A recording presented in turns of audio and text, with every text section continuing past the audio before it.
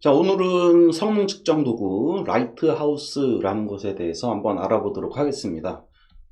제가 우선은 제가 이제 일하고 있는 회사에서 우리 팀원 한 분이 이렇게 라이트하우스라는 성능 측정 도구를 이용을 해가지고 홈페이지에 성능을 측정을 하고 그 진단 결과를 가지고 이제 분석을 해가지고 이제 성능을 개선한 그런 기술 문서를 이렇게 3회 이렇게 공유를 해주셨어요. 그래서 저도 이제 라이트하우스가 뭔지 잘 몰랐고 이제 그 부분을 살짝 각색을 해가지고 영상을 좀 제작을 했습니다. 우선 그 기술 문서 공유해 주신 분에게 사전 허락은 안 받았고요.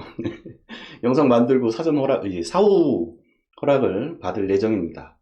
실무에서 도움이 되는 내용이라고 저는 판단이 돼서 영상을 만들었고요. 자, 그럼 이제 시작을 해보겠습니다. 우선 B2C 웹 서비스의 목적에 대해서 조금 먼저 살펴봐야 될 것 같아요. 저 같은 경우에는 개인적으로 SI만 오래 하다 보니까 주로 이제 B2B라든지 그 다음에 이제 정부 공공기관 이런 백오피스 위주의 서비스들을 개발하는 거에 익숙해져 있다 보니까 B2C에서 우리가 쇼핑몰이라든지 뭐 이런 거 있죠. 이런 것들에 대해서 많이 생각을 안 해봤는데 실은 제가 여기 위에 이렇게 굿즈 상품이라는 거에 대해서도 좀 생각을 하고 했는데 요거는 이제 백로그 영상에서 좀 말씀을 드리도록 하고요. 좀 더 정리를 해야 됩니다. 자, 그래서 이제 B2C를 운영하는 뭐 쇼핑몰이라든지 뭐 이렇게 상품을 판매하는 이런 이제 서비스 IT 쪽에서 그러면은 이제 B2C를 서비스를 제공을 하는데 이거의 주요 목적이 뭐냐? 상품을 전시하고 사용자의 구매 판매 욕구를 유발하고 우리가 쇼핑몰만 생각하면 안 되죠. 예. 우리가 뭐 물건을 이제 팔 수도 있는 거니까. 그 다음에 최종 결제. 예. 아주 중요하죠. 이제 카드로 돈을 긁게 만들어야 되죠. 이게 가장 큰 목적이 아닐까라고 생각을 해봤습니다. 그래서 이 목적을 달성하기 위해서는 상품을 시각적으로 빠르게 구매자에게 보여줘야 되고요. 그래서 이제 사이트의 초기 이탈을 방지를 해야 되겠죠. 우선 오래 있게 만들어야 되니까. 그리고 이제 그 이후에는 이제 좋은 상품을 이제 전시를 해가지고 구매로까지 돈을 긁게 만드는 것이 가장 큰 목적이 아닌가 이렇게 생각을 했습니다. 자, 그러기 위해서 이제 우리가 이제 홈페이지, 그러니까 웹사이트, 그 다음에 이제 서비스 웹 페이지 뭐 이런 것들에 대해서 우리가 이제 마케팅적으로 방문한 사람들을 최대한 잡아놔야 되니까 성능을 개선을 해야 되겠죠. 이러한 부분들을 목적을 달성하기 위해서. 자, 그래서 이제 웹 성능 지표를 우선 이제 라이트하우스를 먼저 이렇게 소개를 하기 전에 그러면 이제 웹페이지에서 성능 지표, 가장 기본적인 성능 지표가 두 가지가 있습니다. 여기 보시다시피 돔, 컨텐트, 로디드, 그 다음에 로드 이렇게 두 가지가 있는데 이 두 가지에 대해서 잠깐 이제 설명을 드리자면은 돔 컨텐트 로디드는 이 HTML의 태그들, 태그들만 로드된 거, 요거를 돔이라고 하죠. 태그를 돔. 그래서 요게 다 로드된 거. 그 외에 뭐 자바스크립트, CSS 뭐 이런 거는 이미지 뭐 이런 거는 빼고요. 태그가 다 로드됐느냐? 요거를 이제 웹 성능 지표로 우선적으로 삼고요. 두 번째로 이제 로드는 뭐냐면은 태그가 다 로드된 다음에 그 외에 이미지라든지 자바스크립트라든지 이런 부분들까지 다 로드가 된 상태. 요거. 그래서 요 두 가지를 가장 기본적인 웹 성능 지표로 사용을 하고 있습니다. 대부분 다 그렇게 하죠. 옛날에 제가 이 얘기 해도 되는지 모르겠는데 네이버에서 잠깐 일했을 때 그때 이제 어떤 일이 있었냐면은 다음 메인 페이지하고 네이버 메인 페이지하고 서로 용량은 비슷한데 다음 쪽이 더 빨리 떴거든요. 이게 무슨 일이냐 해서 이제 네이버 쪽에서도 이제 분석을 한 거죠. 분석을 해가지고 이러이러한 거였구나. 이런 요소들을 수정을 해야 되겠구나 해서 네이버도 다음만큼이나 빨라졌던 그런 물론 이제 한 10몇 년 전 얘기긴 하지만 그런 적이 있었습니다. 자, 그런데 이제 기본적으로 이 두 가지를 웹 성능 지표로 삼는데 이제 그 외에 이제 우리가 웹이 너무 발전했잖아요. 발전하다 보니까 성능 측정 항목이 좀 많아졌어요. 그래서 일단은 이제 기본적으로 이 두 가지에 대한 성능, 퍼포먼스죠. 퍼포먼스 외에도 우리가 이제 접근성, 요것도 좀 봐야 되고, SEO 있죠. 검색 엔진이 얼마나 빨리 내 페이지를 빨리 검색 조건에 맞게끔 이렇게 뿌려주느냐, 뭐 이런 것들. 예, 이런 것들에 대해서도 측정 항목이 좀 늘어났기 때문에 이런 것들을 이제 수월하게 하기 위해서 라이트하우스라는 것을 크롬 브라우저에서 성능 측정 도구를 지원을 해주고 있습니다. 자, 그래서 이제 본격적으로 라이트하우스에 대해서 한번 좀 살펴볼 거고요. 라이트하우스 일단 돌려보고 실제 우리 팀원이 이렇게 기술 공유해준 그 문서에서 이제 성능 부분, 퍼포먼스 부분을 어떻게 진단 결과를 가지고 개선을 했는지, 개선 전과 후를 비교를 해서 설명을 드리도록 하겠습니다. 라이트하우스 우선 측정 도구를 좀 설명을 드릴게요. 이제 공식 홈페이지가 여기가 되는데, 여기 라이트하우스에 보시면은 측정 카테고리가 이렇게 5가지로 되어 있습니다. 그래서 성능, 접근성, 그다음에 베스트 프랙티스는 얘는 뭔지 잘 모르겠고요, 솔직히. 저도 오늘 아침에 일찍 일어나가지고 공부한 거라서. 그다음에 SEO, 여러분들 잘 아시는 거. 그다음에 이제 프로그레시브 PWA라고 하죠. 네, 이 부분. 네. 까지 5가지에 대해서 이제 카테고리를 제공해주고 있고, 카테고리별로 이제 제공을 해주고 있습니다. 들어가시면은 이제 어떤 이런 성능 감사, 접근성 감사, 권장사항 감사, 뭐 이런 것들을 이제 성능 측정을 해주고 있다. 오디시라고 그러죠, 우리가 보통 일반적으로.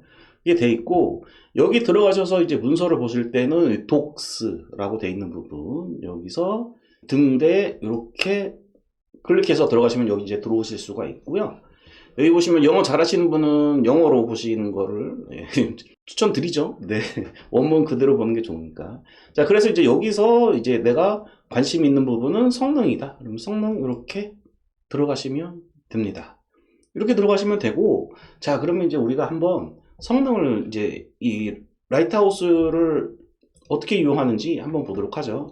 다음 같은 경우 한번 돌려보도록 하겠습니다. 여기서 이제 단축키 F12죠. F12 이렇게 눌러서 여기 보시면 위에 엘리먼트, 콘솔, 소스 뭐 이렇게 있는데, 퍼포먼스가 아니고 여기 보시면은 라이트하우스라고 따로 있습니다. 이렇게 이제 위 메뉴에 안 보이시는 분들은 요거 클릭하셔가지고 라이트하우스 선택을 이렇게 해주시고요.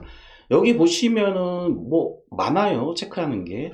자, 아까 이제 보셨던 라이트하우스에 요 5가지 오딧을 전부 다 실행을 시키고 싶으신 분들은 요 체크를 다 하시면 되고요. 저희는 이제 성능에만 관심이 있으니까 이 퍼포먼스 하나만 체크를 하고, 이 옵션은 제가 좀 더 공부를 해야 되겠습니다. 뭔지 잘 몰라가지고요. 그 다음에 이제 데스크탑으로 일단 체크를 하고, 그 다음에 여기 제 사진에 이렇게 걸렸죠.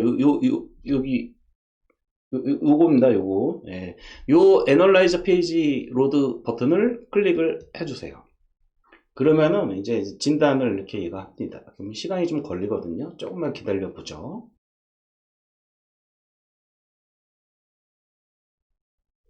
자, 이렇게 해서 레포트가 생성이 됐습니다. 여기 퍼포먼스가 지금 83점이라고 나오네요. 검사할 때마다 점수가 달라질 수 있거든요. 요거는 이제 감안을 하시면 되고요. 이렇게 이제 검사 결과가 나오면 미리 네이버를 한번 이제 검사를 5가지에 대해서 다 검사를 한번 해봤고요. 퍼포먼스 92점 뭐 이렇게 쭉 나오고, 요 부분이 있어요. 매트릭 이렇게 나오는데 요거 한번 이제 보도록 하시죠. 그래서 성능에 대해서 요 5가지에 대한 측정 항목을 이렇게 카테고리로 묶어서 이렇게 분석을 해주고 있습니다. 자, 그러면은 라이트하우스를 사용하는 법은 일단 우리가 알았는데, 그러면은 이거 매트리스 이게 뭘 의미하는 건가 한번 좀 봐야 되겠죠. 자, 그래서 이제 측정 항목에 대해서 좀 설명을 드리도록 하겠습니다. 제가 이제 설명드리는 측정 항목은 성능 부분에 대해서만 말씀을 드리는 거고요. 웹 접근성이라든지 SEO에 관심 있으신 분들은 여러분들 나름대로 한번 측정을 해 보시고, 제가 알려드리는 요 아까 방금 설명드렸었죠. 요 공식 문서. 요 공식 문서에 이렇게 시작하기 성능이니까 이렇게 클릭해서 들어가면은 여기 이제 나오게 됩니다. 내용이 나오게 되는데, 자, 그럼 이제 뭘 봐야 되냐? 여기 측정 항목이 5가지가 있대요. 하나, 둘, 셋, 넷, 5가지. 이 5가지에 대해서 일단은 제가 요약을 조금 해봤습니다. 보시면은 이 측정 항목이 5가지가 있고요. 요게 약어가 있더라고요. FCP, 그 다음에 속도 색인, 요건 약어가 없는 것 같고, 그 다음에 총 차단 시간 TBT, 컨텐츠가 포함된 최대 페인트 LCP, 그 다음에 누적 레이아웃 변경 CLS, 이렇게 4가지, 요 5가지가 있고, 측정 항목의 카테고리를 이렇게 보시면은 요거 이제 네이버로 한번 분석한 거를 제가 보여드릴 건데, 아까랑 다르죠? 아까 전에 90 몇 점 나왔는데 지금은 제가 한 건 84점 나와 있죠? 그러니까 측정할 때마다 점수가 좀씩 달라질 수가 있고요. 쭉 이제 내려다 보면은 여기는 지금 5가지가 나오는데, 여기에 아래쪽에 여기 올 옆에 FCP, 요거를 네, FCP, LCP, TBT, CLS 요 4가지만 나오더라고요. 그래서 스피드 인덱스는 정확히 제가 좀 잘 모르겠고요. 다시 이제 내용으로 돌아가서 이거 빼고요. 요 4가지 항목들에 대해서 이렇게 계속 이제 클릭을 이렇게 하다 보면은 FCP 컨텐츠가 포함된 첫 페인트, 그러니까 처음 로드되는 거, 이런 부분들을 얘기하는 거겠죠.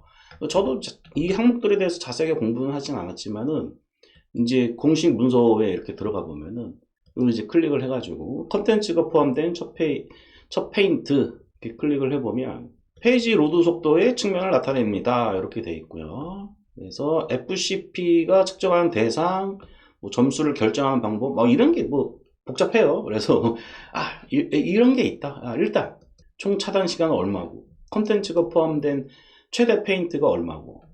자, 그런데 팀원분이 이제 기술 문서로 공유해 주신, 뒤에 좀 설명을 드리겠지만, 이 LCP 항목, 컨텐츠가 포함된 최대 페인트, 이 항목에서 뭔가 문제가 있어 가지고 성능 개선을 했다, 뭐 이런 내용들이 이제 뒤에 들어가게 됩니다. 그래서 이 5가지에 대해서 이제 보셨으면은, 우리 관심 있는 건 이제 LCP죠. LCP.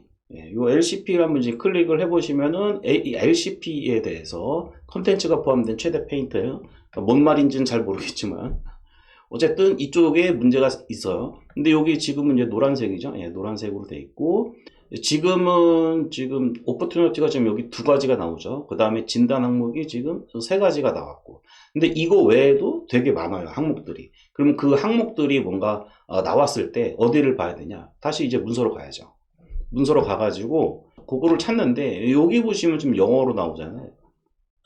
한국어가 되어 있는 거를 영어로 바꾸셔도 되고, 제가 아직 기능은 못 찾았는데 아마 이 페이지 자체도 한글로 나오게끔 바꾸는 옵션은 있는 것 같아요. 그걸 떠나서, 자, 그러면은 이제 이 항목들을 보고, 이 오퍼튜너티 요 내용들을 보고, 리듀스 언유즈드 자바스크립트 요거를 이제 뭐 어떻게 처리를 해라, 뭐 이런 내용들이 이제 들어가 있겠죠. 그 다음에 이거 한번 눌러 볼까요? 네, 여기 빨간색 뜬 거 보니까 뭔가 좀 문제가 있는 것 같은데, 그러면은 우리가 이제 관심을 가지고 한번 봐야 되겠죠. 그래서 카피 어보이드 네트워크, 네, 이렇게 한번 검색을 해서 찾아보면은 이쪽에 어보이드 이렇게 페이로드 이렇게 나오죠. 그럼 이걸 눌러 가지고 한번 내용을 이렇게 보는 거죠. 영어가 좀 안 되면은 한글로 바꾸면 되니까 뭐 어렵지 않습니다. 한글로 바꾸는 거 이렇게 번역이 잘 돼 있어요. 그래서 방대한 네트워크 페이로드 방지래요. 그럼 쭉 한번 읽어보고, 그러면 내가 이제 어떻게 고쳐야겠다, 이런 부분들을 이제 보고, 이 문서를 보고 개선을 해야 되겠죠. 이제 돌아와서, 자, 이제 기술 문서를 공유해 주신 팀원분께서는 이제 이런 식으로 이제 분석을 하셔가지고 어느 쪽에 문제가 있었는가 한번 이제 살펴보니까 LCP 현상이 존재했습니다. LCP 현상이 뭐였죠? 컨텐츠가 포함된 최대 페인트, 그 현상이 존재했대요. 그래서 이제 그거 내용을 이제 보시고, 어떻게 개선해야 될까 이렇게 생각을 해보니까, Next.js의 프리패칭 기술을 한번 이용을 해보자 해가지고, 뭐 한 번에 프리패칭 기술을 써야겠다 이렇게 생각하신 게 아니라, LCP라는 현상을 나타나는 거를 이제 보고, 그거에 대한 어떻게 해결할 것인가에 대해서 나름대로 다 조사를 하셨겠죠. 조사를 하시고 지금 사용하고 있는 기술이 Next.js니까 Next.js의 프리패칭 기술을 한번 이용을 해보자. 이렇게 하셨던 거고, 그거에 대해서 이제 적용을 한 거죠. 프리패칭을 하면은 개선될 부분에 대해서 찾아내고, 그 부분에 대해서 적용을 한 거죠. 그래서 적용을 했어요. 적용을 하니까 돔 컨텐트 로디드, 아까 전에 돔 컨텐트 로디드랑 이제 그 로드 두 가지가 기본이라고 말씀드렸었죠. 예, 그 중에서 이제 돔 컨텐트 로디드 태그들을 이제 불러오는 그런 부분에 있어서 옛날에는 10초였는데 1초로 개선이 됐다라는 거죠. 그리고 나서 이제 라이트하우스로 성능 지표를 비교를 해보니 59점에서 87점까지 완전 개선된 거죠. 네, 엄청 실제로도 제가 이제 적용이 된 걸 한번 이제 체감을 해보니까 확실히 좋아진 것을 느낄 수가 있었습니다. 예, 이런 식으로 분석을 라이트하우스를 이용을 해서 분석을 하고 그거에 대해서 개선점이 뭔가를 항목을 리스트업을 하고 그 부분에서 내가 할 수 있는 것 먼저 개선을 적용을 하고 그 결과를 분석을 해보니 개선되었다.